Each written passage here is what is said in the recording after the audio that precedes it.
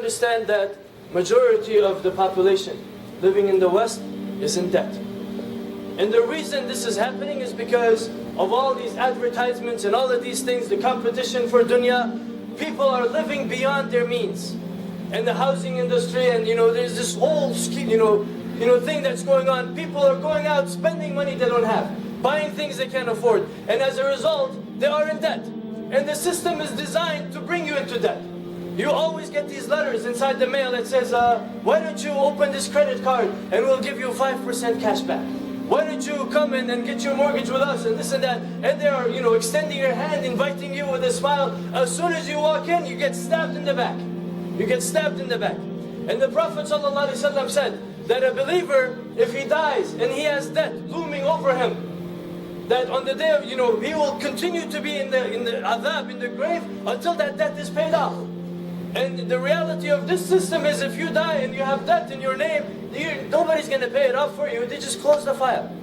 They just close the file. Unless it's a personal debt between the people. But this riba system and everything, they just close it. And there are people who learned how to work the system. So they're like, oh, you cheat us, we cheat you more than you cheat us. So they go and they do these, fraudulent business practices and declaring bankruptcy while they have all of these assets, sent overseas. They have all of these different things people are doing. Fear Allah subhanahu wa ta'ala. Try to get out of debt. And don't don't dig yourself a deeper grave than you're in already. If you are in this difficult situation, repent to Allah subhanahu wa ta'ala and try to get out. One time the Prophet ﷺ walked into the masjid. He saw a man sitting there and he was sad and he was upset. The Prophet ﷺ said, what's going on? He said, Ya Rasulullah, I have been overpowered by debt. He said, Sallallahu Alaihi Wasallam, read this dua. He said, read from Surah Al-Imran. قل اللهم مالك الملك تؤتي الملك من تشاء وتنزع الملك ممن تشاء وتعز من تشاء وتذل من تشاء بيدك الخير إنك على كل شيء قدير تولج الليل في النهار وتولج النهار في الليل وتخرج الحي من الميت وتخرج الميت من الحي وترزق من تشاء بغير حساب. This is in Surah Al-Imran. You don't have to memorize it from the khutbah. Just go open the Quran. And then he said, sallallahu alayhi wa sallam, then ask Allah subhanahu wa ta'ala, Allahumma ya rahman ad-dunya wal-akhirati wa rahimahuma. Oh Allah, you are the most merciful of this world and of the next, and you are the most generous and the kind of both of them. تُعْتِ مِنْهُمَا مَنْ تَشَاءُ وَتَمْنَعُ مَنْ تَشَاءُ. And you give from them to whoever you want, and you withhold from whoever you want. يَرْحَبْنِي مِنْكَ رَحْمَةً تُغْنِنِي بِهَا مِنْ رَحْمَةِ عَمَّنْ سِوَاكَ. Give me from yourself a mercy that will make me free from needing the mercy of any other human being. وَقْضِ عَنَّ الدَّيْنِ. Pay off my debt for me, Ya Allah. Make it easy for me. The Prophet ﷺ said, you do this after every prayer. And he swore by Allah subhanahu wa ta'ala, if you have a debt that is as high as the mountain of Uhud, Allah will pay it off for you. If you have a debt as high as the mountain of Uhud, Allah will pay it off for you. Now if you're trying to get out of debt, number one, don't go into more debt while you're trying to get out of debt. There are people who will borrow money from this bank to give to that one, and borrow from this one to give to this one, and they start doing these things.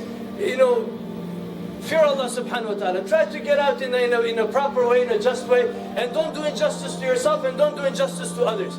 And if you owe money to anybody, the Prophet ﷺ said, a believer pays back their debt. If you borrowed from anybody, somebody who's kind enough to give you a qard hasana, pay them back. Pay them back. It's not your money, it's their money. They helped you out in a state of need, and it's their right to get that money back. You have to pay them back. And number three, don't compete in the worldly things. It has nothing to do with your akhirah. Doesn't mean you can't live a comfortable life. Live a comfortable life. Live within your means. Don't go beyond your means. The problem with the two people of the two gardens, one of them was saying to the other, look at my garden, this and that. He was enticing the other one to compete with him in the wealth. And the other one said, I'm not going to do shirk with Allah. You have your garden, it's okay, but maybe Allah will give me better than yours. I'm not going to go in there and start building something better than yours, or looking at yours and saying grass is greener on the other side. The Prophet ﷺ said, be careful of this mentality. That's one of the signs of the end of judgment. He said, Sallallahu Alaihi Wasallam, the naked Bedouin, desert people will start building buildings, tall buildings, and they will start competing in building taller buildings. And you see this happening. And that buildings is not just in Dubai. This is happening here, right? In the personal lifestyle of people. Your uncle had a wedding like this, and so we should have a wedding like this one. Your cousin, he invited 5,000 people. We're going to invite 10,000 people. They're always trying to one-up each other. That's how you dig your grave. Right? And so be careful of competition in the dunya. And finally, turn to Allah subhanahu wa ta'ala, make dua, and ask Allah subhanahu wa ta'ala to save all of us. We are in a situation that's very dangerous for you and for me and for all of us. The ummah is in trouble.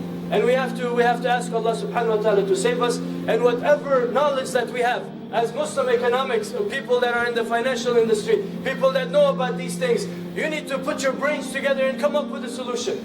Come up with a solution that will save this ummah, and it will also extend the solution to the non-Muslims who are suffering with this. We're not the only ones suffering with this. And so we ask Allah subhanahu wa ta'ala to protect us and to forgive us.